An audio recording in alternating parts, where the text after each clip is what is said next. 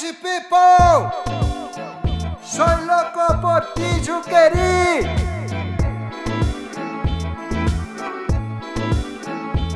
Soy loco por ti, Juqueri. E nesse seminário que nós já temos aqui os nossos pesquisadores que estão aqui online conosco, esses que vão estar conversando com vocês, lembrando nossos amigos internautas, vocês que estão conectados conosco, pode estar usando as redes sociais do Facebook e do YouTube para fazer as perguntas, que logo no final os nossos palestrantes estarão respondendo a todos e todas.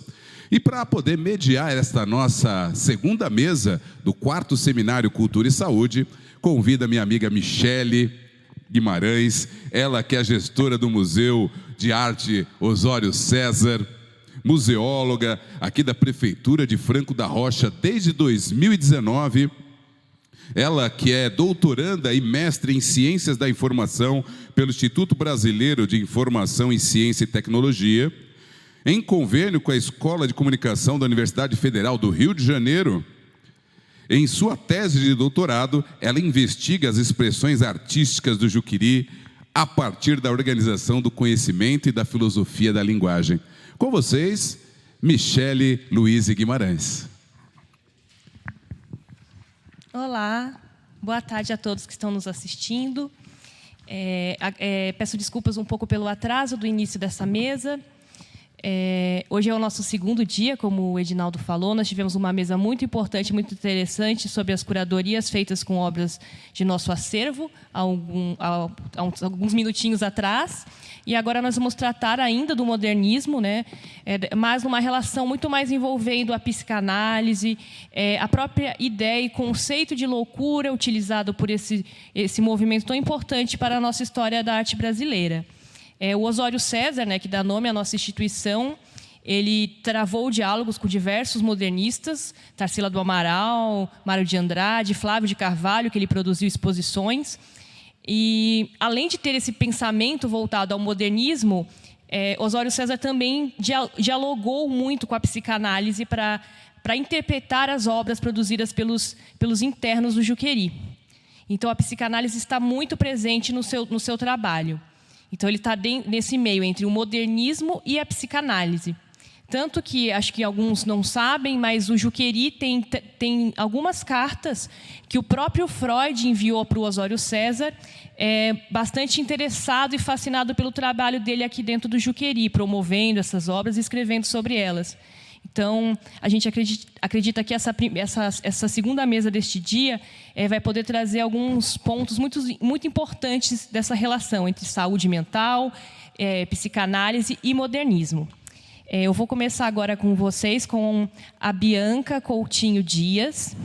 Ela é especialista em História da Arte pela FAAP, mestre em Estudos Contemporâneos das Artes pela Universidade Federal Fluminense, psicanalista, escritora, ensaísta e crítica de arte. Atua no território multidisciplinar da psicanálise, literatura, filosofia, teoria e prática artística.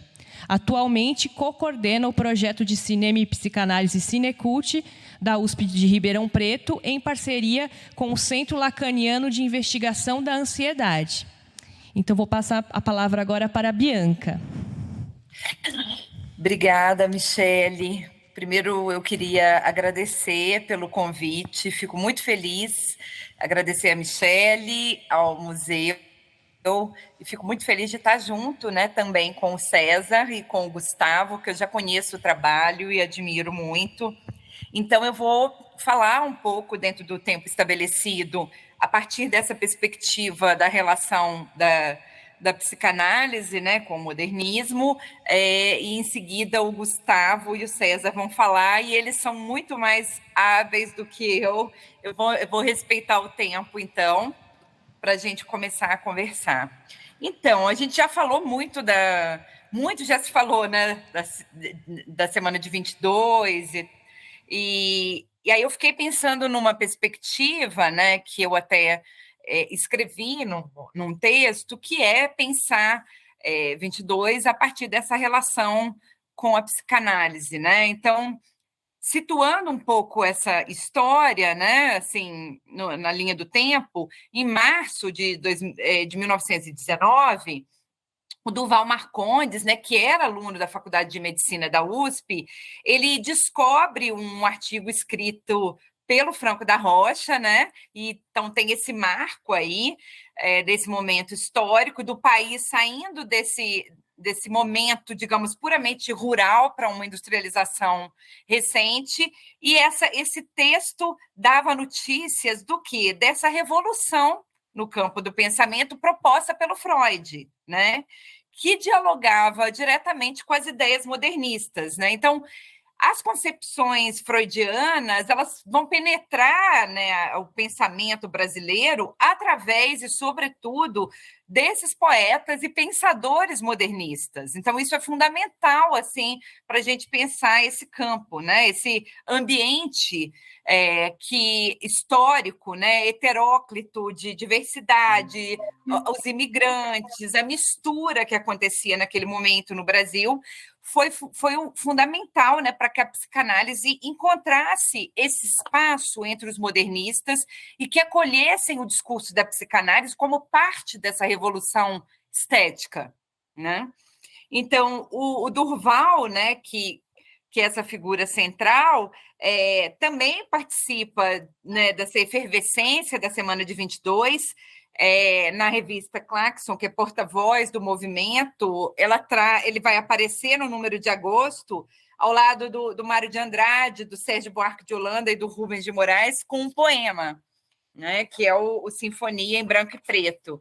Então, esse momento aí cronológico, né, que situa essa relação do Durval, Franco da Rocha, vai se suceder a esse momento, essa relação que o Oswald parece ter tido com a obra de Freud, né? Ele faz uma viagem em 1910 à Europa e os efeitos disso, né, dessa viagem, aparecem inscritos do Mário de Andrade também, né, que se debruça sobre os textos do Freud com mais rigor, e essas ideias do Freud vão dialogar com alguns textos, por exemplo, no Pauliceia Desvairada, quando o Mário vai escrever: quando sinto a impulsão lírica, escrevo sem pensar tudo que o meu inconsciente me grita.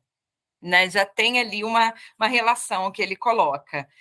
E aí, o Oswald também, a forma como ele vai realçar essa contradição da formação cultural brasileira, também inclui no seio desse questionamento o conflito que o moderno propõe, que o Freud também sustentava na obra dele, né? Então, Freud faz esse corte epistemológico no campo do pensamento a partir de uma ideia, de um conflito, de uma tensão que a própria ideia de modernidade traz, né?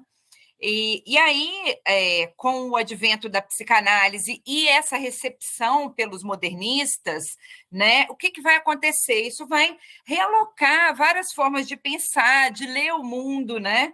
E isso acaba se traduzindo em questões de linguagem, em novos conteúdos formais, né? A gente vai sentir os efeitos dessa relação no Flávio de Carvalho, por exemplo, que foi um dos primeiros leitores de Freud, né, que claramente nas experiências que ele propõe, ele vai deixar clara essa relação com o texto freudiano. Então, a psicanálise é fundamental nesse momento e nesse diálogo por conta de todas essas questões. Então, o Flávio, como eu disse, vai ter essa curiosidade intensa pela questão da subjetividade. Ele tem toda uma relação com isso, desde das experiências que ele propõe, até, por exemplo, a relação dele com os retratos, né? Tem muito disso que ele bebeu em Freud. E o Oswald, inclusive, vai nomear o Flávio de Carvalho de antropófago ideal, né? Que é esse elogio que condensa essa imensidão do Flávio, né? Esse interesse dele pela psicologia das massas do Freud, a subversão que o Flávio propõe, né? Isso vai lembrar essa proposta freudiana, que é essa espécie de anti-heroísmo trágico, né? Essa dimensão trágica que o Freud traz nos seus textos, o Flávio encarna como artista, como pensador, né? E aí essa transmissão freudiana, forjada nisso que a gente está chamando de modernidade, que acolhe essa dimensão subversiva do sujeito, está muito presente no Flávio, né? Então, esse estilo trágico, que eu estou chamando de leitura da modernidade, vai instaurar um lugar e um diálogo aí, né, entre a psicanálise e o modernismo, né? Então, o próprio surgimento da psicanálise se dá nessa espécie de desamparo e de conflito que eu disse no início, que a própria cidade de São Paulo encarnava em 22, né? Como eu disse, saía de um momento rural, ainda vivia uma coisa muito rural e tinha uma ânsia de modernidade muito grande. Essa questão, esse conflito, ou todas essas questões que um conflito coloca, também estavam lá nesse espírito moderno da psicanálise, né? Esse desamparo que o Freud consegue vislumbrar no sujeito moderno, né? E que ele vai desdobrar teoricamente, ética, politicamente, a partir da teoria. Freud era, antes de mais nada, um pensador da cultura também, né? Não somente um clínico. Então, eu acho que a psicanálise, nesse diálogo com o modernismo, pode ser uma metáfora, a gente pode pensá-la como uma metáfora, como ela foi recebida dessas novas modalidades de inserção do sujeito no mundo, que era uma questão também para 22, né? Então, de pensar essa revolução estética. O Freud, então, vai forjar uma leitura da modernidade, também dos seus impasses, reinventando o conflito, né? Recolocando esse conflito em cena. Então, na confluência desses dois campos, né, da psicanálise e do modernismo, muita coisa pode acontecer. A gente tem um tempo limitado, né? Mas eu queria colocar um pouco, lançar as questões para ouvir o Gustavo e o César e para a gente poder conversar também, né? Porque entre as comemorações, críticas, revisões de 22, a gente encontra, né, esse momento de recepção, esse momento transgressor, que é um momento de recepção da psicanálise no Brasil, e que é fundamental para o campo da inteligência brasileira, né? Então, faz um corte no pensamento ocidental, né? Existe um antes e depois de Freud, e as consequências disso no pensamento, né? E também no Brasil, né? Isso é muito forte. Então, o Freud vai antever esses impasses de toda ordem, esses impasses éticos, esses impasses subjetivos, que a gente precisava enfrentar frente ao moderno. O Freud captura isso, esse espírito de uma época e os efeitos e consequências, né, no tempo disso. Tanto que você lê O Mal-Estar na Cultura, um texto do Freud fundamental, é uma coisa de uma atemporalidade impressionante. Ele realmente capta alguma coisa instaurada por esse desamparo que o moderno traz, né? Então, ele já antes, né, em 1915, antes de 22, são textos lidos quando, nesse primeiro momento, quando a psicanálise é recebida no Brasil. Por exemplo, ele escreve Reflexões para os Tempos de Guerra e Morte. É uma coisa absurda o que tem ali. A gente lê esse texto como se fosse um texto de hoje, né? Então, ele vai assinar ali, vai assinalar ali no texto justamente a brutalidade disso que a gente nomeia civilização, né? Desse processo civilizatório tão necessário, mas o quantum de violência que isso que a gente nomeia civilização está ali em jogo, né? Então, ele deixa clara essa possibilidade, né, assim, de pensar no Reflexões para os Tempos de Guerra e Morte, de pensar uma outra forma do sujeito estar no mundo a partir desse mal-estar, né? Então, para o Freud, essa erradicação do mal, né, não existe, né? Então, a gente tem que pensar eticamente, antes de mais nada, admitindo esses impulsos, né,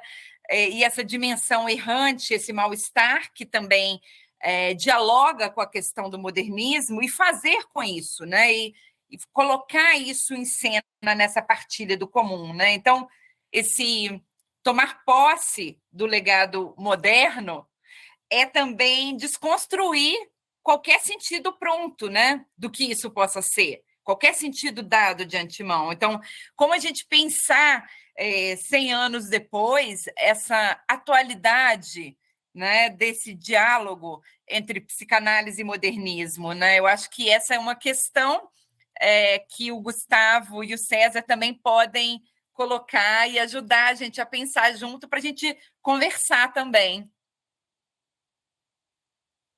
Eu acho que é isso, Michele. E aí eu acho que a gente poderia continuar com Gustavo e César e trocar um pouco também depois, né, para dar tempo. Sim. Eu achei sua fala incrível, Bianca. Assim, realmente, essa coisa de pensar, né, a atualização, né, dessa questão, com essa possibilidade que a comemoração dos 100 anos traz, né, é muito forte para nós. É que eu tenho que olhar ali para a câmera, e para mim é uma coisa meio estranha, né? Mas vamos tentar.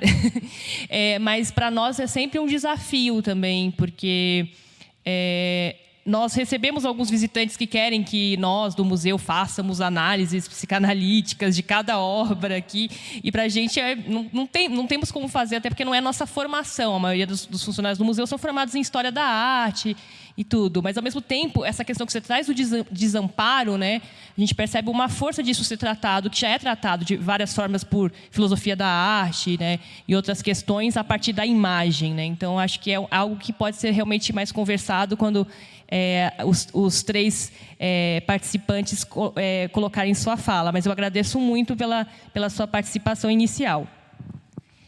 Obrigada, Michele. De nada.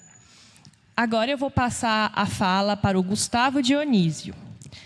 O Gustavo, ele é mestre e doutor em Psicologia Social pelo Instituto de Psicologia da Universidade de São Paulo e tem pós-doutorado em Estética pela Faculdade de Filosofia e Ciências Humanas da Universidade de São Paulo. Atualmente é professor assistente doutor no Departamento de Psicologia Clínica da Universidade Estadual Paulista, que é a Unesp de Assis, e no programa de pós-graduação Psicologia e Sociedade, da mesma instituição. Em 2012, ele publicou pela editora Fiocruz o livro O Antídoto do Mal, Crítica de Arte e Loucura na Modernidade Brasileira. Então, eu tenho com muito prazer passar a palavra para o Gustavo. Olá, Gustavo. Olá, boa tarde a todos. Vocês me ouvem bem? Sim. Legal. Obrigado, Michele. Obrigado, agradeço ao museu pela oportunidade, assim, muito honrosa para mim de discutir um tema que me interessa tanto, há tanto tempo, assim, cujo trabalho você citou, né, esse livro.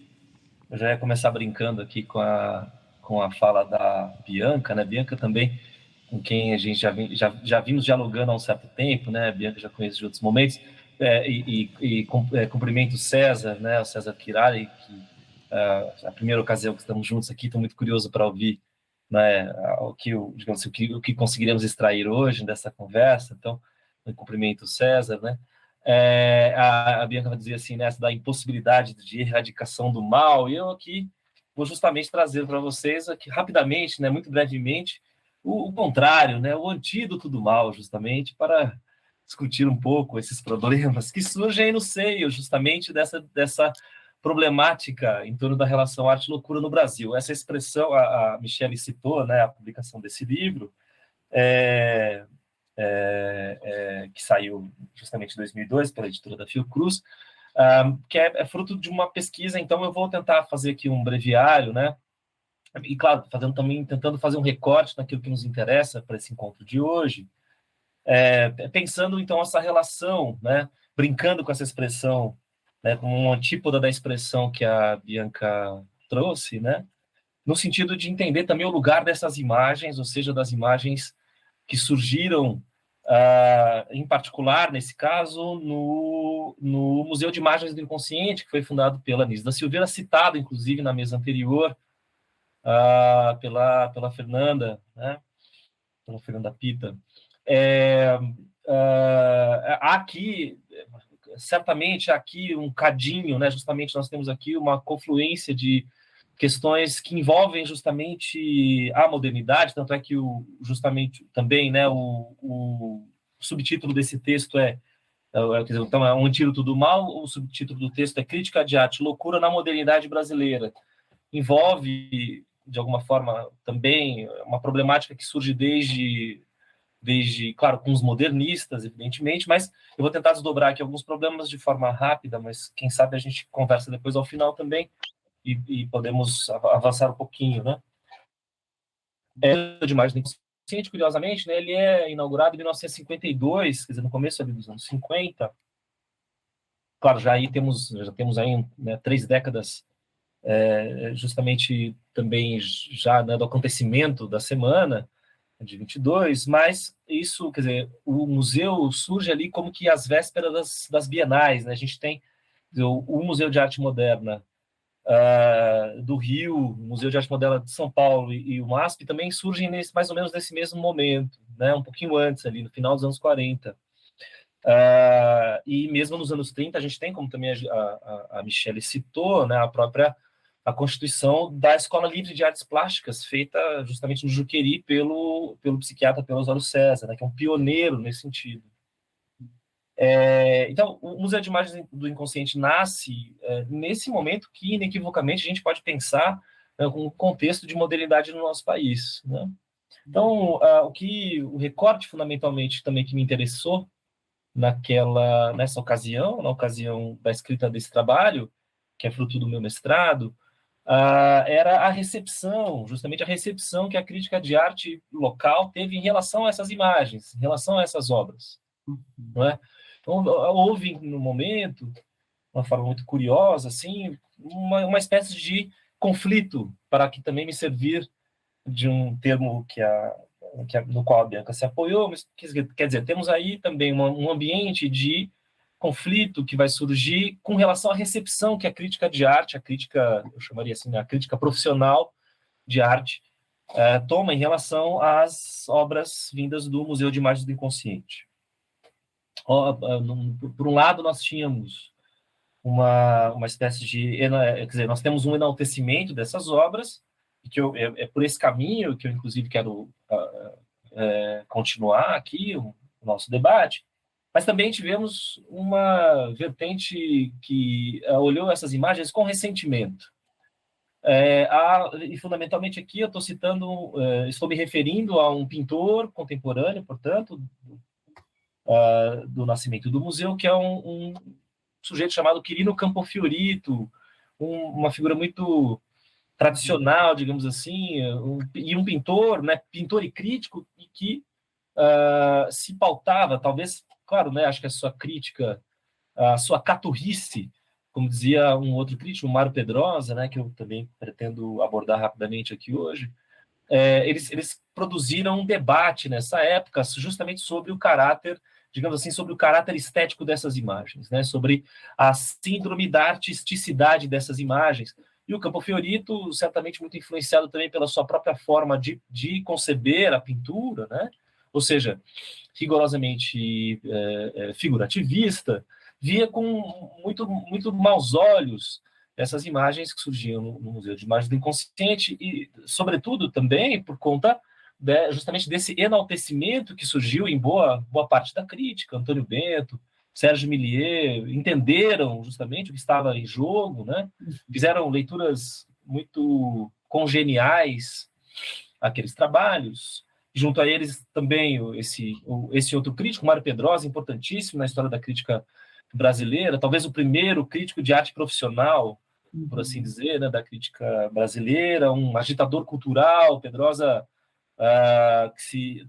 que era um militante trotskista até um certo momento, foi se exilou no Chile, na ditadura militar, durante a nossa ditadura militar, uma figura importantíssima que se aproximou, portanto, da Anísia da Silveira, que, né, acho que o público que está aqui hoje certamente conhece, se aproximou da Anísia da Silveira a fim de estudar, né, esse repertório de imagens que surge ali no Engenho de Dentro, e entra, então, nesse embate com Campo Fiorito, também em virtude de uma discussão, eu chamaria de uma discussão estética, ou seja, Campo Fiorito defendendo uma plástica figurativista, que deveria a predominância de uma plástica figurativa, e o Pedrosa na mão, enfim, numa vertente oposta, né, justamente enaltecendo a presença da abstração no nosso país.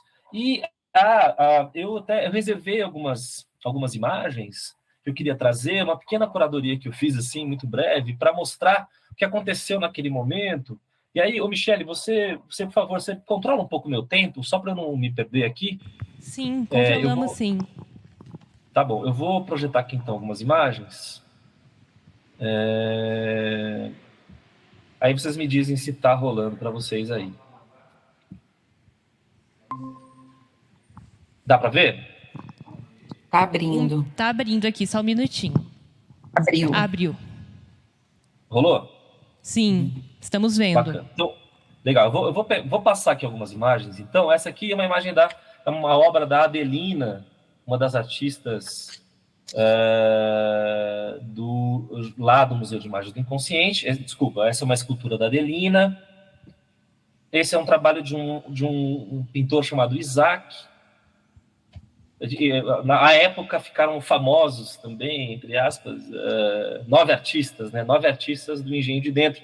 O Mário Pedrosa, esse crítico que eu citei para você, escreveu bastante sobre essas exposições, e eu, justamente nessa pesquisa, tentei perimetrar, né, um conjunto dos seus escritos acerca dessas imagens, né? Então, aqui a gente tem um trabalho muito bonito do Carlos Pertuis, né, que é um trabalho de giz de cera, mais um desses 9 artistas.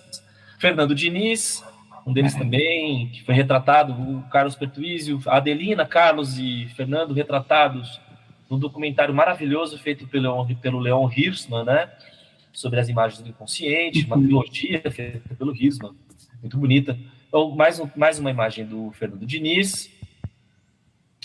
Eu estou trazendo, veja, esse aqui é um outro artista, o Emídio de Barros, né, eu fiz muita questão de construir essa pequena curadoria para mostrar para vocês o que aconteceu naquele momento, que eu acho interessante, que era justamente não só, quer dizer, o Quirino Campo Fiorito no Brasil, mas nós também vivíamos ali, quer dizer, a partir do final dos anos 30, a chamada, assim, a condenação da chamada arte degenerada, né, feita pelo Terceiro Reich, né, no sentido de comparar, vocês sabem bem que naquele momento havia, né, então, um movimento, o Terceiro Reich, a ideologia do Terceiro Reich fazia comparações entre as obras de arte de artistas modernos de artistas modernos com pacientes psiquiátricos. Mas veja, no sentido de mostrar justamente o caráter degenerativo, né, e degenerar da obra dos artistas. Então, é muito curioso, né? No Brasil não deixou de acontecer, não exatamente da mesma forma, mas alguns críticos, e dentre eles o Quirino Campo Fiorito, justamente condenava essas imagens no sentido de que elas seriam rigorosamente miméticas, né? Que elas estariam, então, mimetizando obras modernas, que é o objeto da nossa conversa. Então, isso aqui é um Monet, né? Então, a gente tem aqui um Emídio de Barros e um Monet, né? Está aqui mais uma obra do Emídio, mais um Monet. Está aqui de novo o Emídio e mais um. Isso para, assim, eu fiz essa brincadeira para mostrar um pouco nesse sentido que essa crítica mais conservadora usou também como argumento no sentido de deslegitimar as obras vindas desse contexto, quer dizer, as obras vindas que surgiram naquele momento no interior das instituições psiquiátricas, né? Então, aqui é um outro artista lá, esse aqui é um outro artista do Engenho de Dentro, não me recordo o nome dele agora, Arthur Amora, e aqui um trabalho do Malevich, né, fazendo esse jogo, só para a gente brincar com essas ideias, no sentido de mostrar, mais uma vez, né, reitero, então, toda essa dimensão, portanto, crítica que surgiu naquele momento. Esse é um artista, o Carlos, mais um trabalho do Carlos, um trabalho do Paul Klee, né, quer dizer, então, foram feitas comparações nesse sentido naquele momento. Esse é mais um trabalho do Fernando Diniz. Aqui, um trabalho do Jean Dubuffet, que é, inclusive, um pintor, um filósofo, né, um pintor, artista filósofo, né, que cunhou o termo chamado arte bruta, né, esse é um non-lieu, né, um não-lugar, também se faziam comparações, por exemplo, com o trabalho do Fernando Diniz. Então, isso para mostrar para vocês, estão voltando aqui, ó, né, estou terminando já, viu, Michele? A minha pequena curadoria, então, aqui é mais um trabalho do Fernando Diniz, e aqui mais um non-lieu do Dubuffet. André Masson e Rafael. Né? O Rafael também um artista do Engenho de Dentro. Né? Tá aqui, ó, Matisse, por exemplo, e mais um Matisse e aqui um Rafael. Né? Então, eu selecionei essas imagens, mais um trabalho da Adelina, Carlos Pertuis, são muito bonitos, né? Maravilhoso. Queria também mostrar, ter a oportunidade de mostrar assim para vocês as imagens. Essa aqui é muito interessante. Eu vou parar nela, vou concluir aqui essa primeira parte. Esse é um trabalho daquele mesmo artista que é o Rafael. Olha só, esse aqui é o Rafael, né? Isso aqui depois dele sofrer uma psicocirurgia. Olha só que interessante, né? Essa aqui é uma imagem anterior e essa aqui depois de sofrer uma psicocirurgia. Né? Quer dizer, veja, né?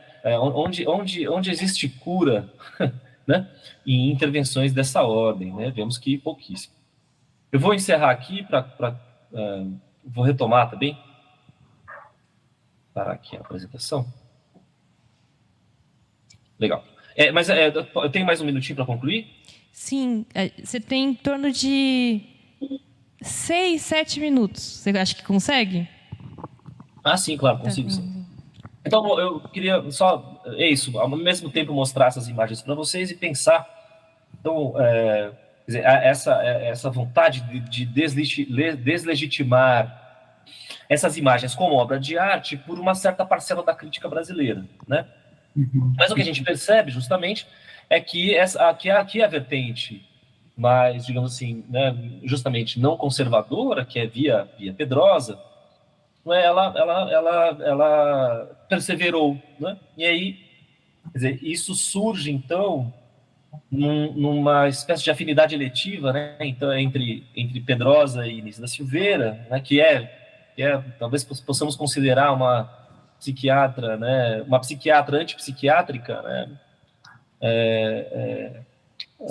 De antemão, quer dizer, ela nunca, como a gente sabe, ela nunca se deixou subjugar pelo modo manicomial de funcionamento, né? Tem uma espécie de lógica antimanicomial, né? Anterior ao próprio questionamento no nosso país, né? Que vai acontecer só nos anos 80.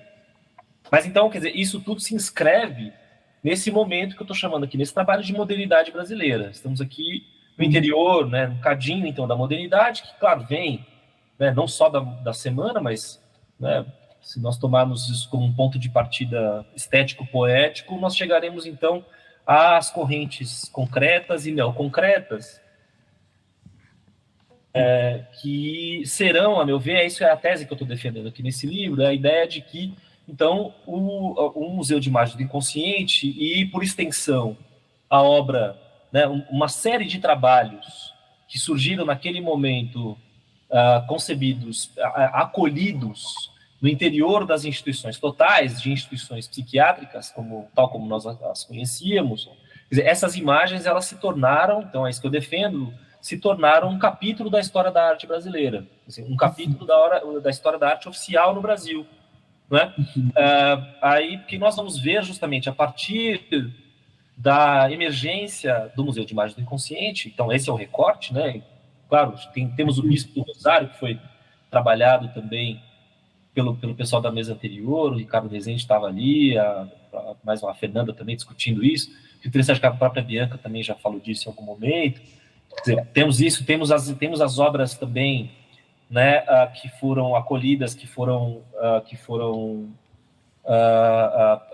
produzidas na Escola Livre de Artes Plásticas. Enfim, temos um conjunto, né, desse fenômeno no nosso país, mas, enfim, nesse recorte, né, e que contou muito, como eu proponho a vocês, com a participação da Nise e do Pedrosa, então, se inscreve como um capítulo da história da arte. Eles são, então, alçados, né, nesse momento ali, então, a partir dos anos 50, com o surgimento das bienais, eles são alçados ao mainstream da cultura oficial, né? Então, os próprios artistas do Engenho de Dentro participaram das primeiras bienais, né, no nosso país e, bom, chegaram até, e foram consagradas, eu diria, essas poéticas foram rigorosamente consagradas nos anos 2000, com a chamada Mostra do Redescobrimento, né? Quer dizer, quem esteve lá, acho que pôde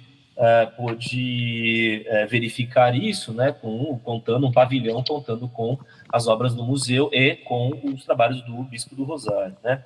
Claro que aqui, então, a dimensão moderna que nos interessa fundamentalmente aqui é também, eu diria, o atravessamento de algumas teorias e algumas poéticas, né? É com isso que eu quero concluir, para não perder de vista o objeto do nosso trabalho aqui. Primeiro, no que diz respeito às teorias que envolvem essa concepção de uma arte que vem das instituições psiquiátricas, como no caso do Pedrosa, ele sugeriu, então, uma denominação para esses trabalhos que seria a arte virgem. É uma ideia que ele propõe, correndo ao largo de um outro conjunto de terminológico, que vai ser arte em comum, a própria arte bruta, outsider art, raw art, né? São denominações, enfim, diversas, e ele vai optar por uma perspectiva que ele vai chamar de arte virgem, no sentido, digamos, no sentido puro, né? Claro, puro entre parênteses, do surgimento dessas imagens. Então, nós vamos ter aqui a concorrência de alguns aspectos, como eu dizia para vocês. Teoricamente,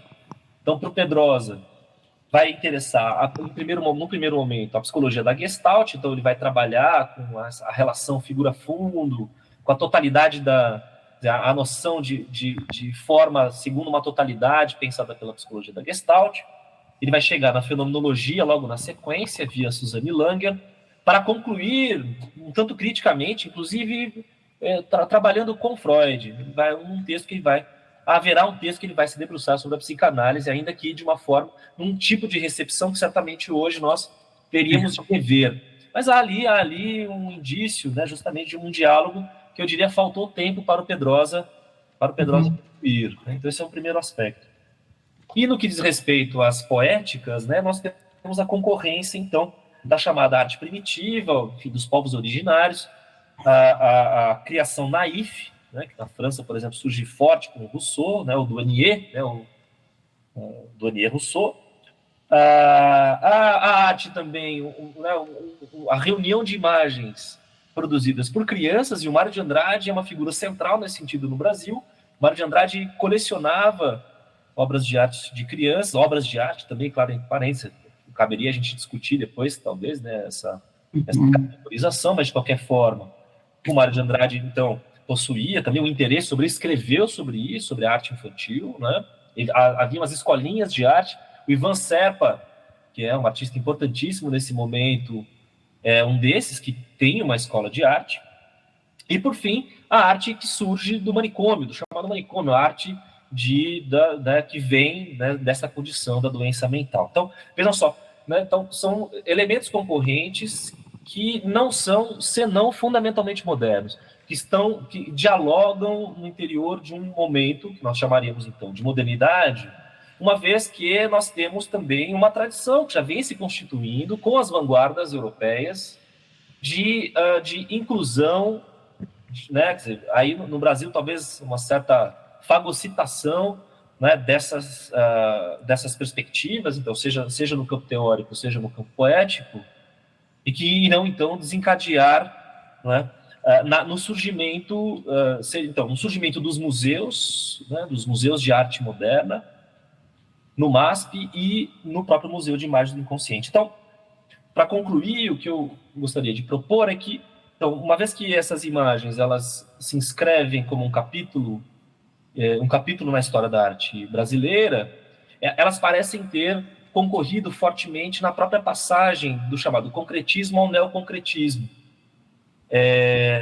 No sentido de que o próprio Ferreira Goulart vai falar disso em alguns momentos, mas, sobretudo, o Abraham Palatinic, não é, vai sugerir uma mudança, um shifter ali na concepção das poéticas, portanto, neoconcretas no Brasil, a partir do seu contato com as imagens do inconsciente. Eu vou ler rapidinho uma citação do Palatinic, uma citação do final dos anos 90, que está no documentário, uma retrospectiva sobre ele, que ele diz assim: a coerência estava com o Diniz, o Fernando Diniz, esse artista que eu mostrei para vocês.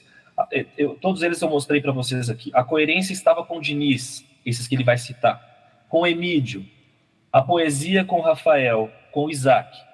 Ao me deparar com a produção de alguns internos, meu castelinho ruiu.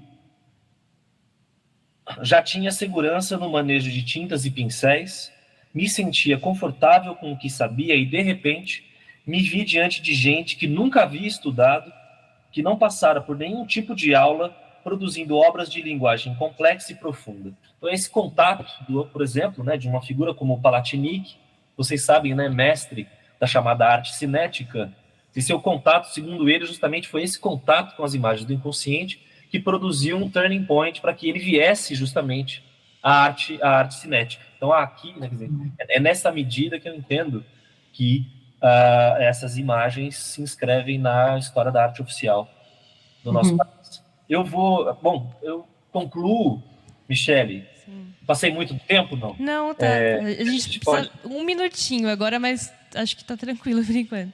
E aí a gente, quem sabe a gente continua conversando com Tá perfeito, Gustavo. Vai ter um momento das perguntas, então também a gente vai retornar vários pontos fantásticos que você está trazendo. E essa mesa já está vindo um monte de perguntas já, viu? Se prepare, Bianca e Gustavo.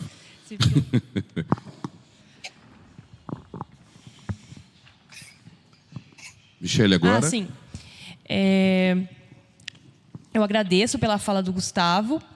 Está sendo muito interessante poder ver esse desenvolvimento, né, da fala da Bianca, trazendo essa questão dessa influência forte do Freud no modernismo, né, nessa questão de trazer essas referências da questão do trágico, do desamparo, do mal-estar da civilização. E agora o Gustavo trazendo toda essa questão de como isso se relaciona um pouco com os contextos, com o nosso contexto aqui, né, do Osório César, da Escola Livre de Artes Plásticas, mas com vários outros contextos que ocorreram de forma bastante intensa no Brasil, né? Então, no contexto do Museu de Imagens do Inconsciente, que é um museu que nós fazemos muitas ações em conjunto, que tem uma história muito próxima, né, com a Anísia da Silveira. O Mário Pedrosa também entra como um crítico de arte que também tem um interesse por esse tipo de arte, né? Chama de arte virgem. Então, trazer todas essas questões de tantos termos que a gente precisa criar, muitas vezes, para tentar definir essas obras.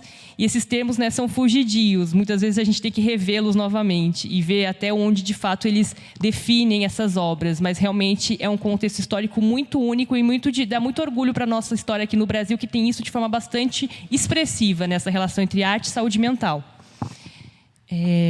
Agora eu vou passar a palavra para o César Kirali.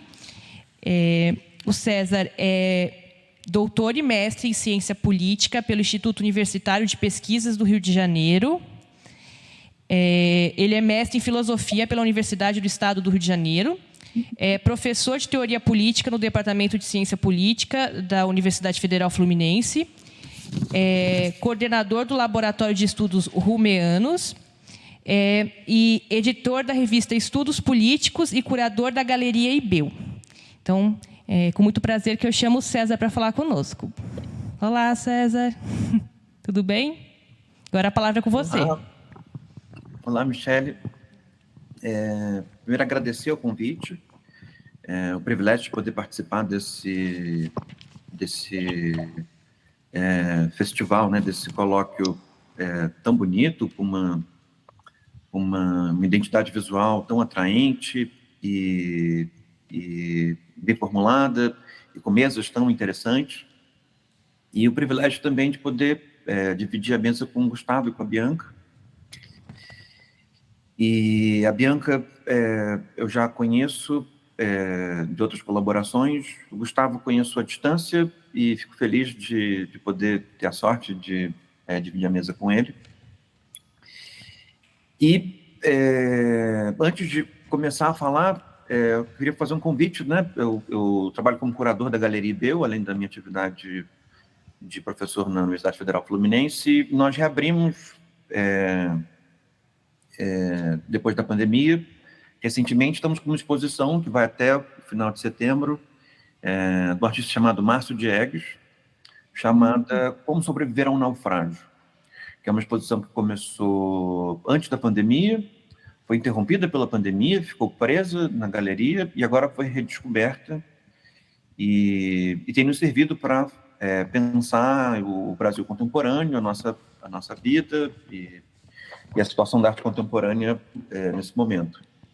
De alguma maneira, a minha fala vai convergir com parte das reflexões que têm sido feitas a partir dessa exposição.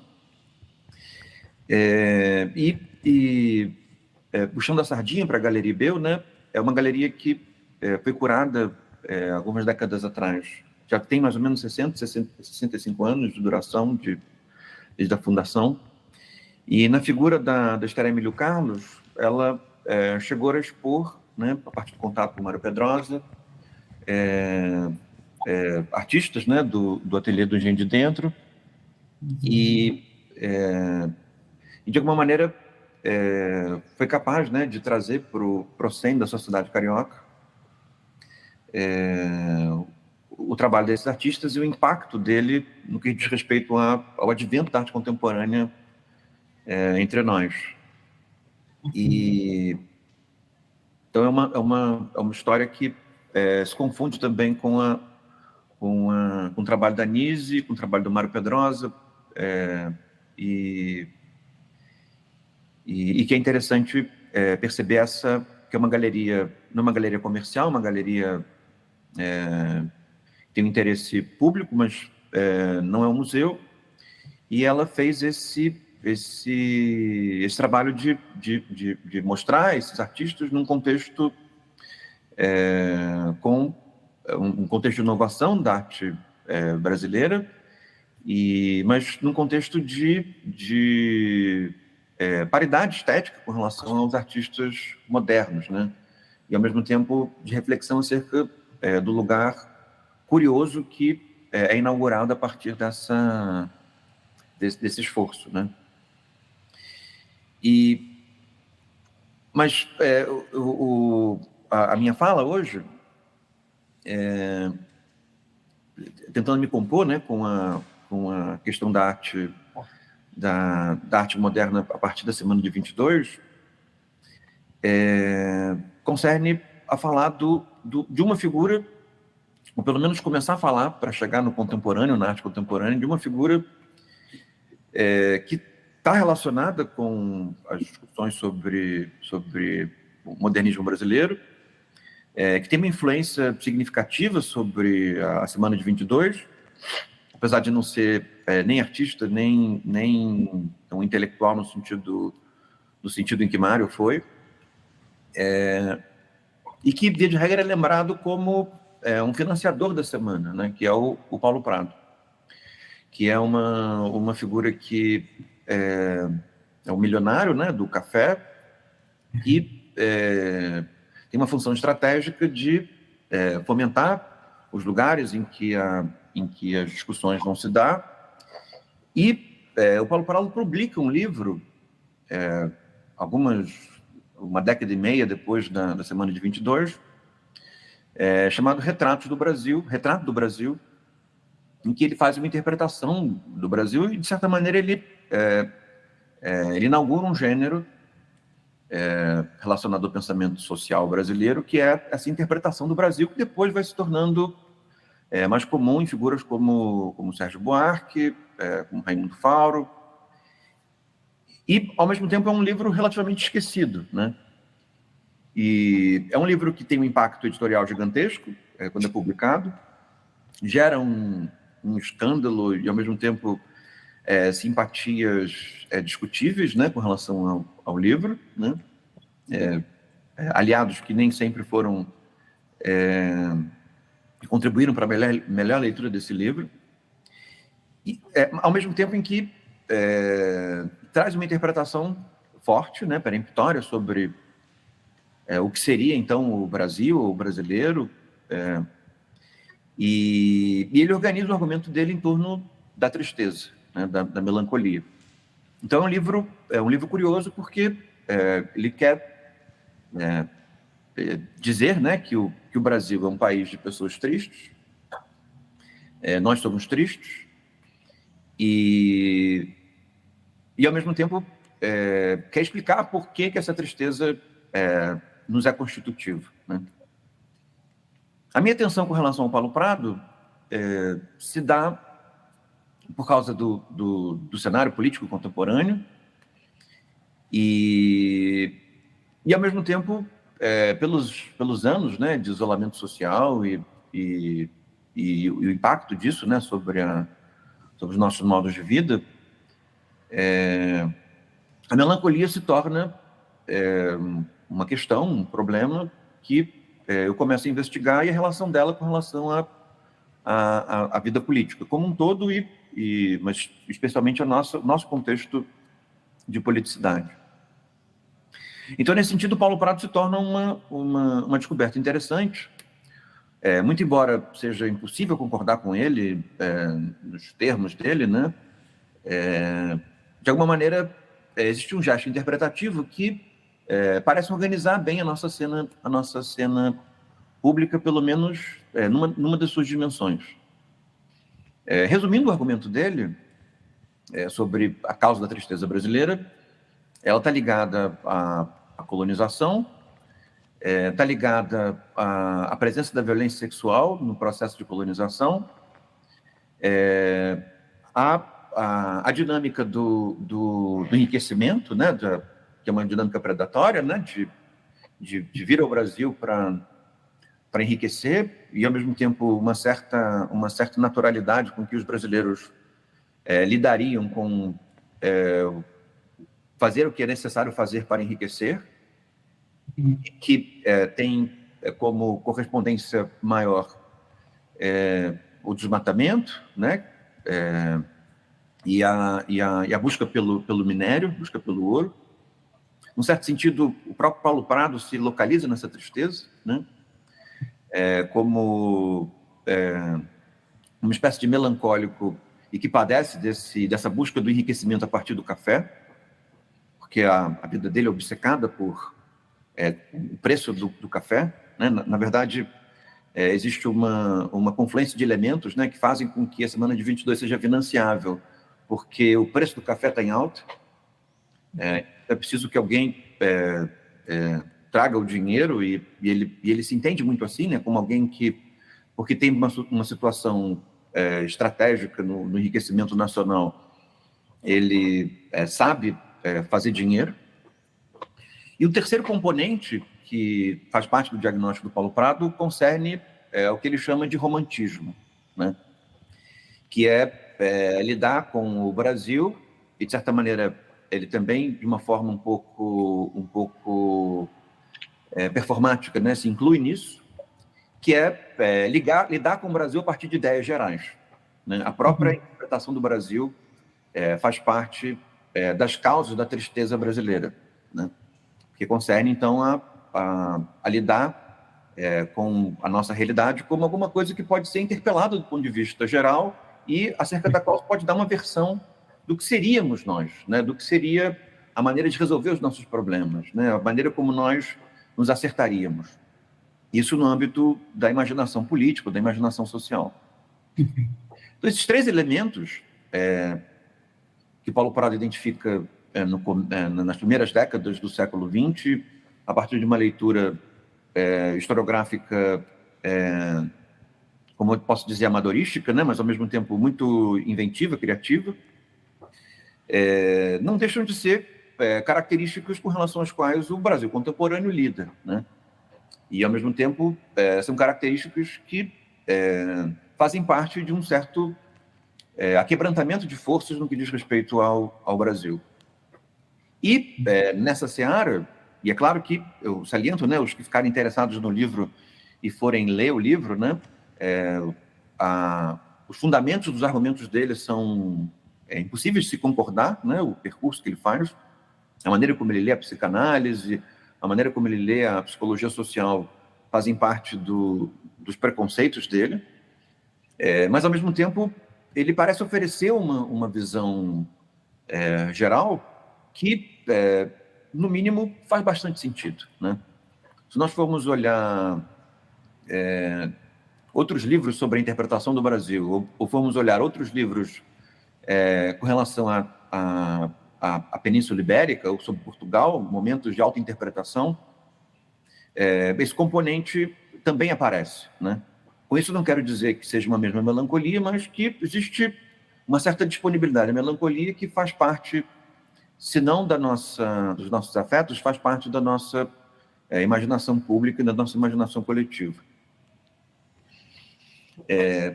Tendo dito isso, é interessante o impacto desse livro sobre os interlocutores de 22, né? Tem uma edição da Companhia das Letras muito boa, que traz parte desse debate, né, nos adendos. Então, Simário de Andrade recebe o livro com uma interpretação poderosíssima e impactante e com muito sentido. O Oswald tem uma interpretação um pouco selvagem da psicanálise e recomenda, então, uma espécie de selvageria ao próprio Paulo Prado, no sentido de a interpretação se tornar menos puritana, né? Um pouco mais celebratória, um certo desregramento sexual, e menos puritana no que diz respeito aos efeitos perenes dessa violência, né? Desse desregramento que ele descreve. Então, os impactos são os mais variados, né? Todo mundo lê o livro, todo mundo se posiciona com relação ao livro, e a minha intenção, então, é tomar esse livro como um livro, ao mesmo tempo, esclarecedor, emblemático, com relação ao qual se pode debater o Brasil contemporâneo. E um certo sentido que a arte contemporânea tem nesse Brasil contemporâneo. A primeira concerne alguma coisa que é relativamente popular, né, nas interpretações sobre a melancolia, e eu tento não restringi-la apenas ao discurso sobre a depressão, sobre a medicalização da depressão. Eu tento, seguindo também essa indicação do Paulo Prado, manter a melancolia como um fenômeno social um pouco mais difuso, ainda que acerca dela se possa estabelecer, principalmente a partir da referência psicanalítica, alguma consolidação conceitual acerca do que é e o que não é a melancolia. Mas alguma coisa que é forte e que aparece no Paulo Prado, e que também aparece de maneira muito forte num outro pária da semana de 22, que ao mesmo tempo que a incentiva, gosta dela, também fala mal dela, e que é o próprio Lobato, né, o Monteiro Lobato.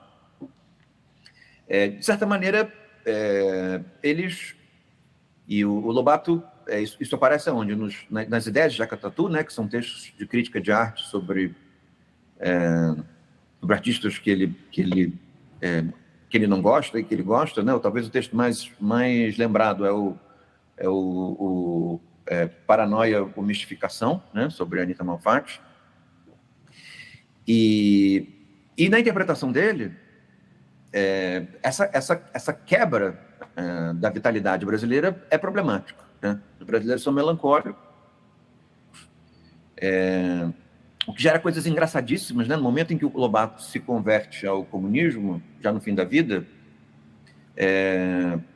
e as mazelas fisiológicas do brasileiro são consertadas, ele cria um personagem que é o Zé Brasil, a partir do Jeca Tatu, e esse Zé Brasil se torna alguém com uma vitalidade incomum, tal como um italiano entre nós, né? Porque a reforma agrária seria feita, ele teria uma terra, e uma vez com terra e com os seus males fisiológicos resolvidos, né, apareceria a grande vitalidade que o brasileiro sempre teve, ou que o Brasil sempre teve, e não foi capaz de manifestar, né? Então, de certa maneira, o diagnóstico do Paulo Prado e o diagnóstico do Lobato convergem nisso, né? O brasileiro é triste, nós somos tristes, temos razão para sermos tristes, mas essa tristeza não é boa, ela nos atrapalha. Aceitando esse diagnóstico, não nos termos dele, mas aceitando esse diagnóstico, essa tristeza, nós chegamos ao Brasil contemporâneo, que alguns deixa triste e outros deixa alguma coisa que se afastaria da tristeza, né? Em torno dessa dinâmica de encontrar na vitalidade, na atividade, a solução dos nossos problemas. Então, aceitando o argumento do Paulo Prado, mas não aceitando o tom que ele dá para a questão, parece que a melancolia é uma questão para nós, ela é uma maneira de sentir, de ver o mundo, né, que tem as suas capacidades positivas, mas que faz parte da nossa arena comum o sentimento de intolerância à melancolia, né? Na verdade, existe uma espécie de melancolia que é muito nossa e que, no diagnóstico do Paulo Prado, aparece na vontade de enriquecimento e que aparece no romantismo, que se sentir tão melancólico, mas tão melancólico, a ponto de não conseguir lidar com a melancolia, sendo que a reação mais explícita concerniria, então, a se afastar dela, né? Ter uma intolerância gigantesca a ela. E rapidamente aderir a formas de atividade, ainda que elas sejam muito pouco reflexivas e ainda que elas sejam profundamente destrutivas, né? Nesse sentido, aparece, a partir da melancolia, como alguma coisa que pode ser vivenciada, e é ruim e é bom, mas alguma coisa que pode não ser vivenciada a partir de uma certa intolerância a ela, aparece uma figura que faz parte do campo semântico da psicanálise, que é o ressentimento, né? Como um dos sentimentos próprios à melancolia, né? E o mais interessante, que eu acho que essa presença do ressentimento, a partir da leitura do Paulo Prado, pensando no Brasil contemporâneo, traz consigo, é que, muito embora o ressentimento seja uma maneira de deformar a realidade a partir de um sentimento melancólico parcialmente vivenciado, ele é quase investigativo, né? Ele é quase reflexivo, né? E, ao mesmo tempo, os ressentimentos não se equivalem, né? Todos podem ficar ressentidos, né? Todos podem sentir melancolia no que diz respeito à realidade, e, a despeito disso, né, as causas do ressentimento não são equivalentes. Mas, ao mesmo tempo, existe uma certa estrutura do ressentimento que se repete, né?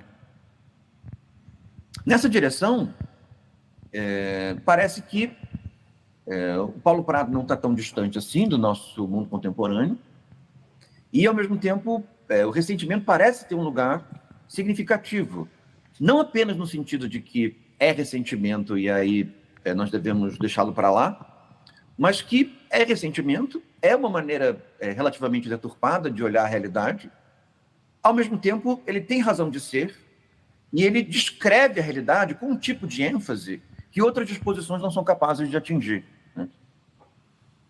Quando nós vamos, então, para finalizar a minha intervenção, à arte contemporânea. A arte contemporânea brasileira, ela, de maneira tautológica, né, não é arte contemporânea americana e não é arte contemporânea europeia.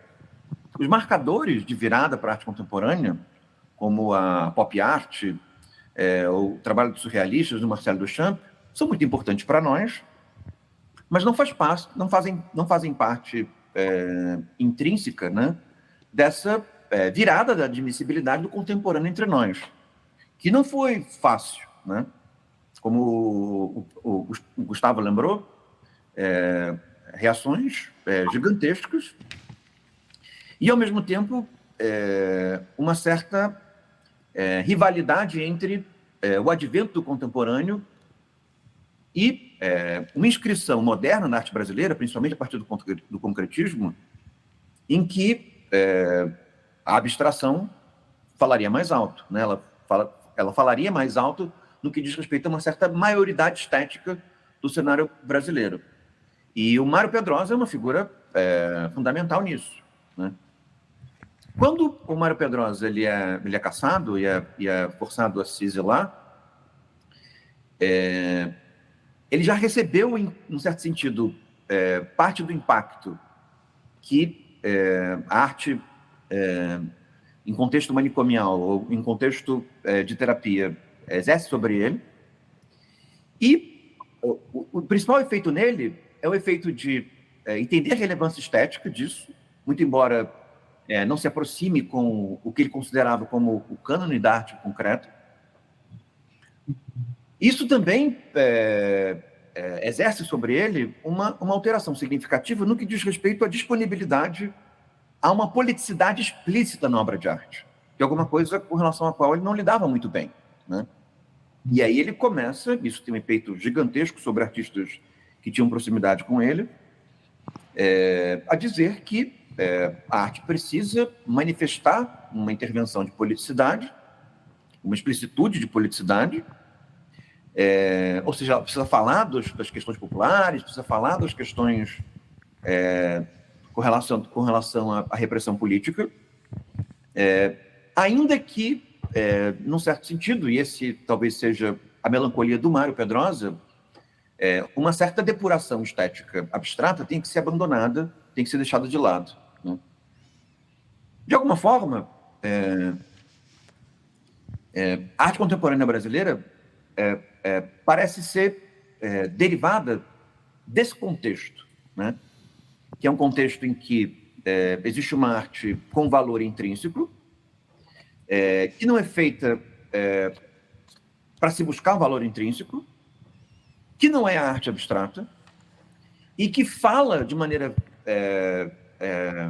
referencial sobre temas da vida comum, né, da identidade, das mazelas políticas, por vezes de maneira mais explícita, de vezes de maneira incidental.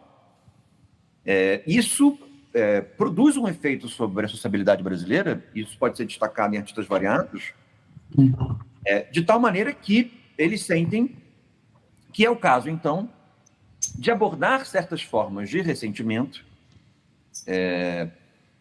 a partir da expressão artística. Né? César, só vou te falar que a gente precisa... você acha que consegue terminar em 1, 2 minutos? Porque senão a gente não consegue fazer as perguntas. Hã? Menos do que isso. Então ótimo. Então que a gente precisa fazer as perguntas também que foram feitas. Foram feitas 3 até que eu já tinha visto. Então... Tá. E, para mim, o último capítulo dessa trajetória concerniria, então, a julgar que esse jogo, né, entre a presença do ressentimento entre nós e a elaboração do ressentimento encontra no acervo do Museu da Nise, né, e no acervo do Juqueri, um lugar emblemático, né, e ao mesmo tempo estratégico, essencial, porque ele mostra uma arte que elabora a realidade social e política sem o ressentimento de partida, em função do elemento institucional, mas, ao mesmo tempo, se torna um manancial pelo qual artistas variados são capazes de oferecer formas artísticas referenciadas em que ou o ressentimento ele é tornado explícito, ou ele é tornado explícito numa direção elaborativa, né? Então, de alguma forma, é como se nós pudéssemos dizer, só para concluir, que a arte contemporânea ela reage à interpretação que o Paulo Prado dá do Brasil. Ou seja, ela aceita que somos tristes, mas essa tristeza não é toda ela problemática, e, ao mesmo tempo, ela está atendendo a um chamado de elaboração. Obrigado, era esse... Sim. Menos de 2 minutos, né, para encerrar. Conseguiu. Sim, obrigado. Eu agradeço, César, pela sua fala. Eu pensei em muitas coisas enquanto estava te ouvindo, até porque muito que a gente percebe, até porque o termo, né, loucura, é o termo que sempre é vinculado a instituições como o Museu que eu trabalho, o Museu da Anísio, o Museu do Bispo do Rosário. E muitas vezes ele é vago, pensando em tantas partes que existiriam nesse estudo dessa loucura, né? Então, até pensando nos termos antigos que ainda são utilizados, né? Melancolia, mania, demência precoce, que era o termo que se usava para esquizofrenia, né? Cada palavra dessa tem uma história própria, assim, que dá para você fazer um universo de pesquisas e debates, né? E muitas vezes a gente meio que joga tudo nessa coisa chamada loucura, e aí se encerra nisso. Mas eu acho muito, muito interessante poder retornar a esses conceitos que estão dentro dessa loucura, né? E poder ver a faceta de cada um e como ele foi se desenvolvendo no tempo e o que ele diz muito sobre a nossa realidade, né? E principalmente essa questão de trazer essa... Muitas pessoas perguntam o que eu sinto quando eu venho trabalhar aqui no Juqueri, né? Porque o Juqueri é um ambiente que alguns acham assustador, outros acham muito triste, alguns acham bonito porque não conhece tanto a história do hospital. E eu digo muito que o sentimento que eu tenho é de melancolia quando eu estou aqui. Que é um sentimento, sim, que está mais próximo a uma tristeza, mas não é de fato uma tristeza de dor profunda, extrema, assim, tão explícita. E a gente percebe muito isso nas obras, nessa questão da dor e como que essa dor ela é trabalhada por cada artista, por coisas que eles vivenciaram tanto dentro do Juqueri, né, com a própria internação, que já traz muitas questões para a vida deles, mas coisas até anteriores à vivência no Juqueri, né? Então, eu acho que é interessante trazer essa temática da melancolia e outras possíveis temáticas, elas enriquecem a interpretação do que seria essa loucura, né? Do que a gente denomina loucura, muitas vezes, para resumir tudo. Então, acho muito importante trazer esses nuances que envolvem toda essa história. E achei muito incrível sua fala por isso. Agora, eu vou passar para o Edinaldo, que ele vai ler algumas das perguntas que nós temos, né, na internet, que ele estava aqui catalogando as perguntas, e a gente vai passar para vocês. Bom, agora a gente vai fazer as perguntas para vocês, meus amigos pesquisadores. Olha, começar pela Bia. Bia, tem uma internauta que ela não quis se identificar, tanto que ela mandou aqui no WhatsApp, porque as perguntas, você sabe que as perguntas às vezes colocam as pessoas em xeque, fala, não, é meu amigo que está fazendo pergunta, sabe? Principalmente quando envolve psicanálise, né? Quando envolve psicanálise, a pessoa está me analisando, vai me analisar. Ela se coloca como mãe preocupada. Ela é professora da rede nossa, de educação, e ela tem um filho que ele pinta muito vermelho, ele risca muito vermelho, faz muito desenho e só usa o vermelho. E aí ela está preocupada, ela fala assim, meu Deus do céu, será que meu filho vai ser psicopata? Então, ela mandou uma pergunta aqui para Bianca. Bianca, esse tipo de manifestação artística leva a algum estado patológico, assim, pintar em vermelho? Não, pode ficar tranquila. Apesar que essa cor é um pouco polêmica, né? Essa cor vermelha é uma cor que dá muita questão aí. Pode ficar tranquila, pode pintar bastante em vermelho. Desvio para o Vermelho é uma obra maravilhosa do Cildo Meirelles. Depois ela digita aí que ela vai achar, tem no Inhotim. Pode pintar bastante vermelho, fica tranquila. Tem uma segunda pergunta. Obrigado, Bianca. Tem uma segunda pergunta aqui para o Gustavo. Gustavo, as pessoas ficaram assim curiosas com a respeito do seu livro, da questão da cura, não? Como que é? Do mal? Como que é? Antídoto contra o mal, é isso? Antídoto do mal. Antídoto para acabar com o mal, é isso, Gustavo? E aí a pessoa fala o seguinte, fala assim, a arte ajuda ou é o ingrediente principal desse antídoto? Legal, boa, gostei da pergunta. A provocação é justamente essa é uma expressão usada pelo próprio Mário Pedrosa, que foi esse crítico que eu citei aqui para vocês, né? é uma expressão que se referia justamente ao encontro que ele teve com essas imagens, né? E aí, para ele, a ideia de que essas obras, portanto, elas serviriam como uma espécie de antídoto contra o mal, um mal que ele chamava, naquele momento, para ele, o mal era justamente um endurecimento da sensibilidade. A ideia de que a produção artística nacional, né, acho que, em particular, a produção artística nacional, poderia justamente incorrer nesse perigo, né, no perigo de uma espécie de ausência da sensibilidade, uma perda da sensibilidade no cenário, no circuito das artes, no cenário estético que a gente tinha no país.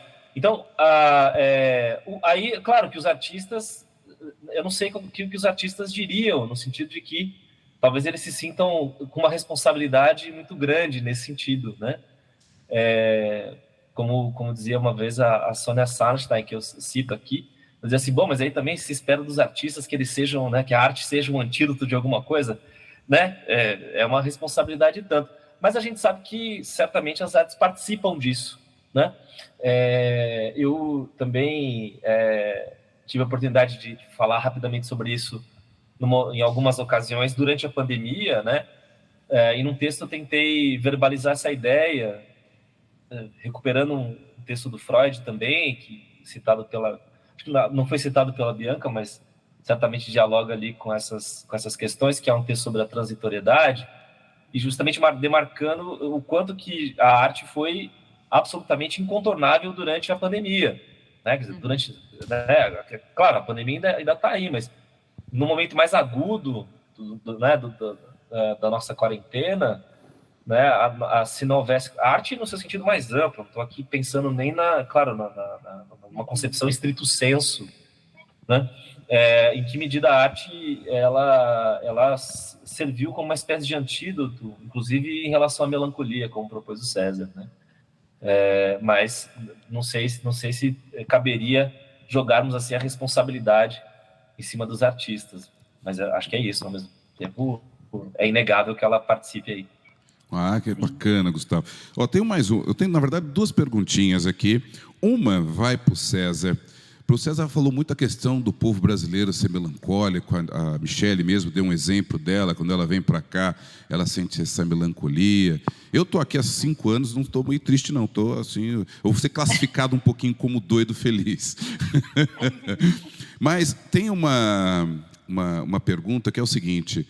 Nós temos a arte-terapia, que é voltada muito para a questão da terapia, utilizando as artes visuais, a musicoterapia, o musicoterapia da questão do som, da música, o psicodrama da questão do teatro, como também recuperação.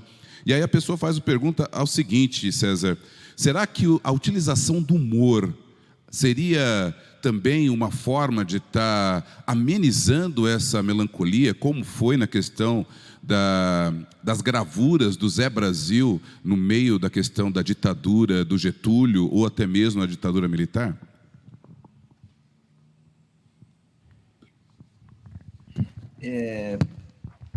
Eu acho que sim, né? Eu acho que a arte contemporânea brasileira ela é muito prolífica nessa dimensão, né? Ela utiliza o humor como uma maneira de interpretar a realidade. Ela também usa o humor como uma maneira de explicitar, né, questões de maneira incidental, né, coisas que não se poderia falar de maneira direta por afastar o interlocutor. Ela faz modos indiretos. E, ao mesmo tempo, muito embora não seja uma das finalidades da arte contemporânea, a arte contemporânea acaba também, não só pelo humor, mas no humor também, exercendo um esforço elaborativo no que diz respeito aos nossos muitos ressentimentos, os mais ou menos indevidos, né? E quando eu digo quando eu assumo, né, essa interpretação do Paulo Prado, né, de que o Brasil é um país triste e melancólico, não quero dizer com isso, e acho que é uma boa saída de interpretação geral sobre a nossa realidade e também sobre a nossa arte contemporânea, eu não quero dizer com isso que nós não sejamos felizes e contentes, né? Mas me parece que porque nós somos um país muito feliz e contente, né? Qualquer pessoa diria que, né, nós estamos sempre em festa, né? Estamos sempre em carnaval, sempre em feriados, estamos sempre celebrando alguma coisa. Mas se essa hipótese do Paulo Prado é verdadeira, não toda ela, mas parte da nossa felicidade concerne a uma intolerância significativa ao efeito que a realidade tem sobre a gente enquanto produtora de melancolia, né? Então, parte da nossa felicidade extremada, excessiva, e ao mesmo tempo a nossa demanda, né, por soluções grandiloquentes, né? Se isso serve como interpretação local da nossa contemporaneidade, parece que está ligada a uma certa indisponibilidade de lidar com esse quebrantamento de forças que a realidade oferece com razão, né?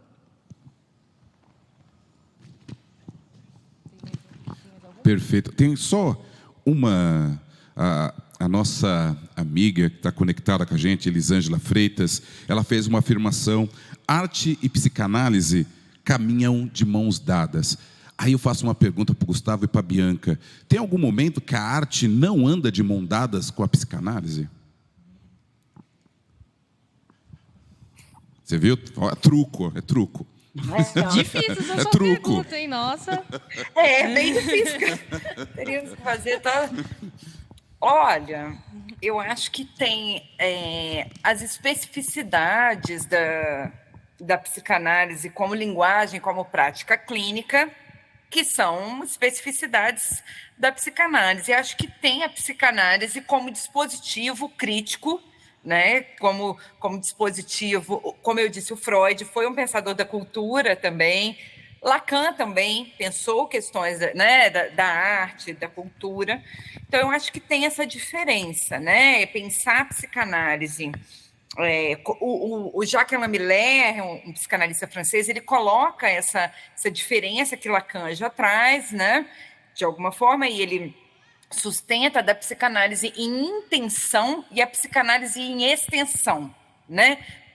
Colocando a diferença, contrapondo e trazendo essa diferença do psicanalista na cultura, o psicanalista cidadão, e da psicanálise clínica. Então, cada vez mais a psicanálise deve estar de mãos dadas com a arte, ou mais do que com a arte, com o seu tempo, com as mudanças que o seu tempo coloca, né? Então, eu acho que tem essa dimensão clínica da psicanálise, com suas especificidades, com as suas...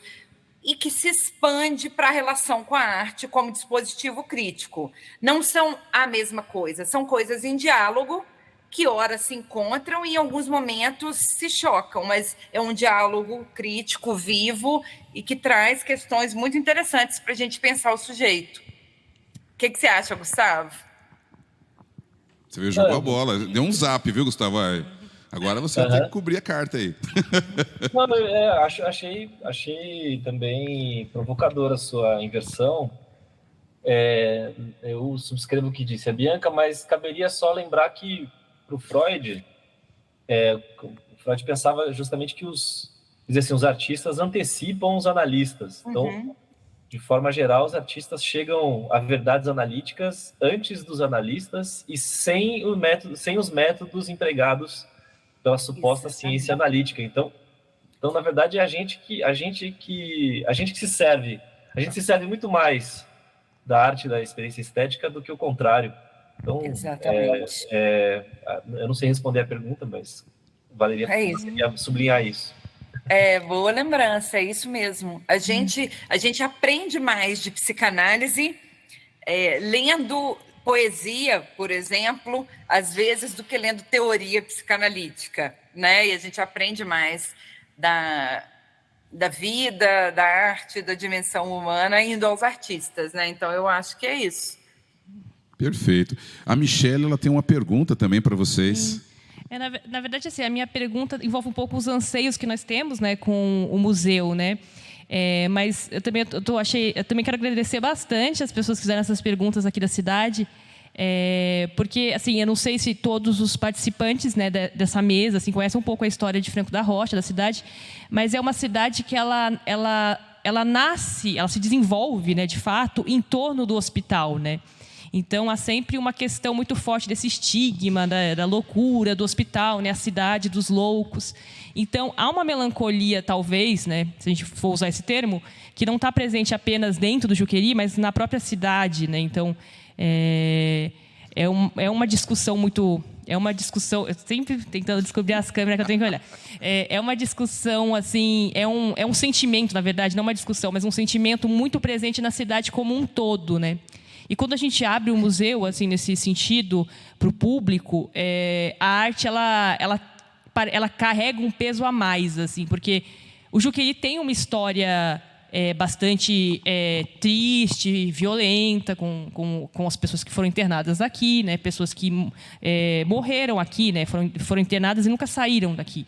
Então, há essa dor ao mesmo tempo, né? Por outro lado, a arte, até por figuras como Nise da Silveira, Osório César, ela surge meio como algo que vai além dessa dor para muitas pessoas. Então, essas pessoas, mesmo internadas aqui, tinham esse potencial criativo que permanecia em muitas delas. E o acervo do museu é a prova disso. Mas, ao mesmo tempo, a gente sempre tem um receio, quando a gente está trabalhando com isso, de não parecer que... a medicina tradicional e tudo é o ruim, é o mal, e a arte aqui é o lado bom, olha como o ser humano se desenvolve a partir da arte, criar essa dicotomia também tão extrema, né, de que a arte traz o bem e o que está em torno da história do Juqueri oferece um mal, né? Porque a arte, acho que não traz um elemento único, né, de análise. Então, muitas das obras também contam essa mesma história. A grande diferença é que pela perspectiva desses pacientes. Não é um livro do Osório César sobre elas. É elas falando sobre elas ali, sobre todas as vivências e memórias. Mas essas memórias e experiências que elas tiveram não necessariamente eram memórias felizes, né? Então, a gente sempre tem que tentar equilibrar um pouco, porque tem esse peso, né? Eu gostaria já pegar esse lance e essa pergunta da Michele e já passar para vocês fazer a resposta e as considerações finais também, pelo nosso tempo que já está esgotando também. Sim.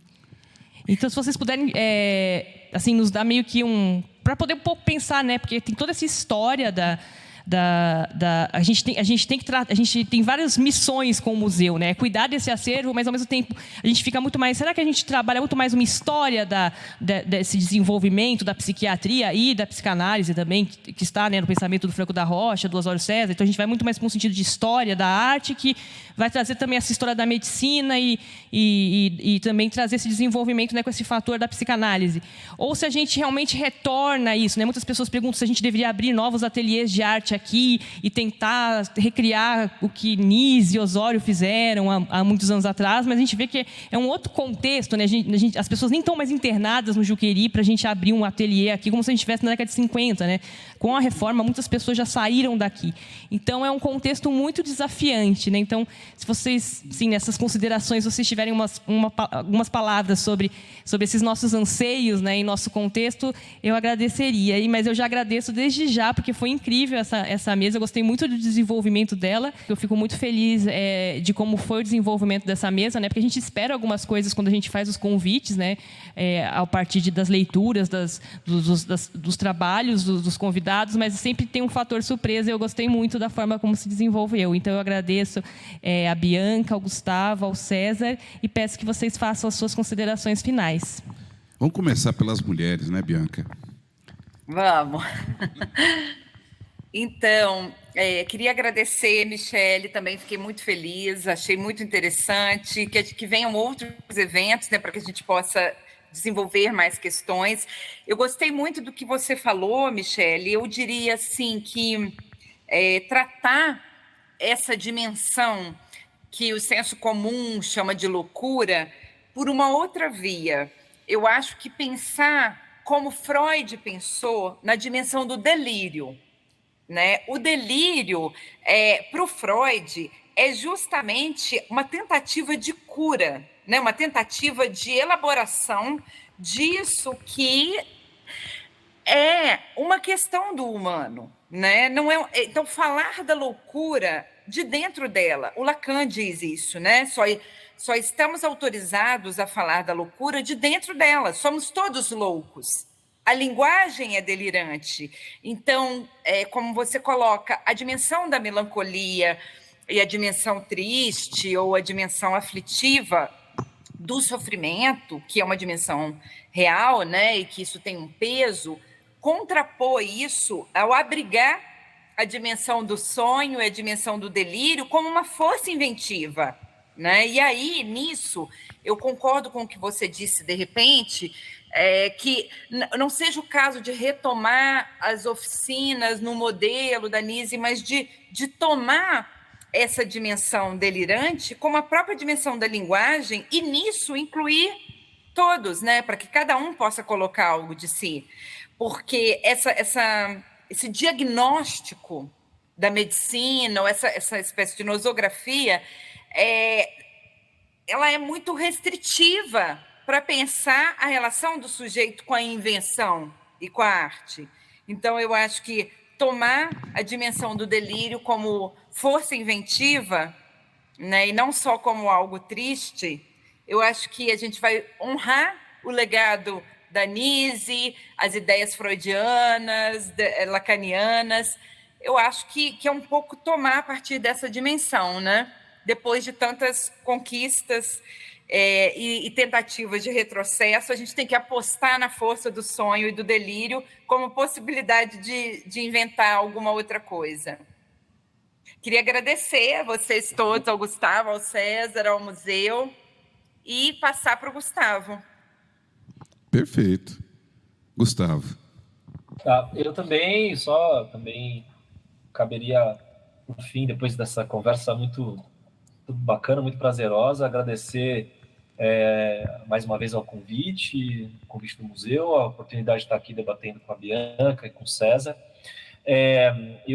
As colocações da Michelle são bastante sensíveis, também importantes, no que diz respeito à situação, né? Franco da Rocha, ou seja, a cidade se chama Franco da Rocha em virtude disso, né? Em virtude do fundador do grande asilo, mas eu entendo que eu fiquei muito feliz, eu fiquei muito feliz com a notícia, né, da existência, enfim, do desenvolvimento do Museu de Arte Osório César, saber que vocês têm realizado um esforço enorme de constituição de um espaço cultural tão importante, tendo em vista também os maltratos que esse local já recebeu ao longo da história, né? Desde um incêndio recente, toda a reconstrução que vocês vêm fazendo, eu só me cabe também celebrar, né, esse acontecimento que é o Museu de Arte Osório César, a fim de que eu entendo que ele será uma das principais estratégias, assim, linhas de resistência à estigmatização que o local sofre. Então, mais uma vez, assim, eu agradeço pela oportunidade de estar aqui, espero poder continuar conversando sobre esses assuntos, né, com vocês, e aguardo pelos próximos convites. Muito obrigado. Obrigado. Obrigada. César. A partir da questão que a Michelle fez, né, eu tenho uma relação muito próxima, né, com Franco da Rocha, com Queri, ancestral, poderia dizer. Meus pais, Charles Quirali e Elizabeth Quirali, eles trabalharam, né, nessa elaboração e estruturação, né, na luta antimanicomial no Brasil, e meu pai trabalhou em Franco da Rocha durante muitos anos. E eu, pequeno, passei muitas noites em Franco da Rocha, e enquanto o asilo ainda funcionava e a desativação estava em curso.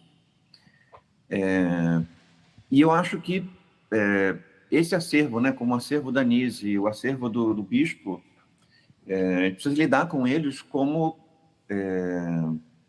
um pouco como a arte contemporânea em outros continentes lida com o trabalho do Andy Warhol ou do Duchamp. Eu acho que eles estão num ponto de inflexão do advento da nossa arte contemporânea.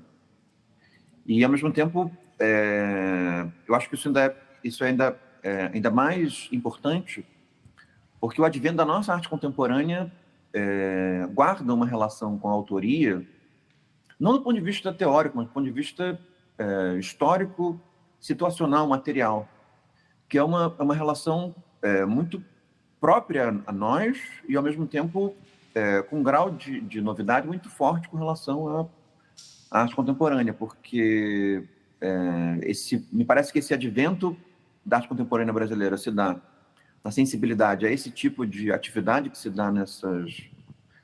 e que foi guardado nesses acervos, e, ao mesmo tempo, não são artistas convencionais, né? Não são artistas em que a dimensão da autoria seja predominante,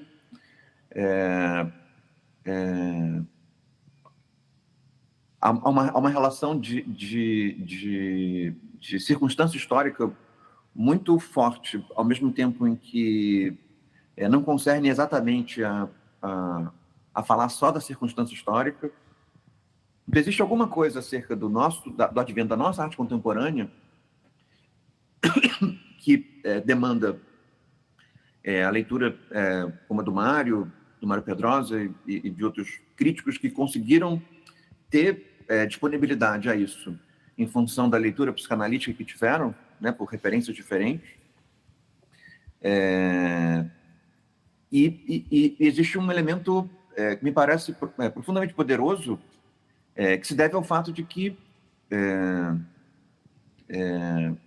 essa nossa especificidade no que diz respeito às nossas muitas mazelas ela se reverte numa maneira de resistir e de reinventar, em que a dinâmica da subjetividade se dá de maneira um pouco particular, né? Diferente daquela em que o efeito da arte moderna sobre a arte contemporânea na Europa e nos Estados Unidos se deu, né? Então, nesse sentido, eu acho que nós ainda não lidamos com a devida intensidade, com o quão preciosos são esses acervos para a nossa arte contemporânea, né? Eu acho que os artistas sabem disso, mas ainda tem uma dimensão político-histórica que precisa lidar com a preciosidade que esses acervos possuem, né? Seria isso. Obrigada. Agora eu vou passar a palavra aqui para o Edinaldo, que ele vai falar agradeço novamente a todos. Eu vou passar a palavra do Edinaldo, que ele vai falar um pouquinho sobre o último dia do seminário e mais sobre o Festival Soy Louco por Tijuquiri, que só está começando, gente. Muito obrigado, Bianca, Gustavo, César. Foi uma alegria muito grande estar aqui com vocês, mesmo distante, mas conectados com essa enxurrada de conhecimento que vocês nos proporcionaram nesse nosso 4º seminário de Cultura e Arte. E você, meu amigo, minha amiga, que está conectado conosco nas redes sociais do YouTube, do Facebook. Pedimos desculpas por termos essa oscilação de sinal de internet, mas você que está conectado, você sabe também que isso acontece. Mas nós temos uma programação fantástica, porque o Soy Louco por Tijuquiri, esse nosso 5º Festival de Artes, só está começando. Amanhã nós temos mais uma mesa, e essa mesa de amanhã também será fantástica, porque ela será híbrida, ela vai estar presencial, estaremos ao vivo, aqui direto do prédio do antigo acervo do Complexo Hospitalar do Juquiri, que brevemente será a sede da Secretaria de Educação e Cultura, e estará com presencial. Teremos aqui os nossos debatedores. Amanhã vai estar o pessoal da saúde aqui da cidade, junto com os educadores e artistas. E você que está conectado vai acompanhar esse nosso bate-papo pelas redes sociais, ao vivo. E entre na programação do Soy Louco por Tijuquiri, na página do soyloucoportijuquiri.com, E também nas redes sociais, Prefeitura de Franco, tanto no Instagram, no Facebook, no YouTube, e lá você vai ver toda a nossa programação. Muito obrigado a todos vocês, muito obrigado pela paciência e por estar aqui compartilhando esse conhecimento fantástico com os nossos pesquisadores que passaram no dia de hoje, e até amanhã. Hello, crazy people! Soy loco por ti, Juqueri!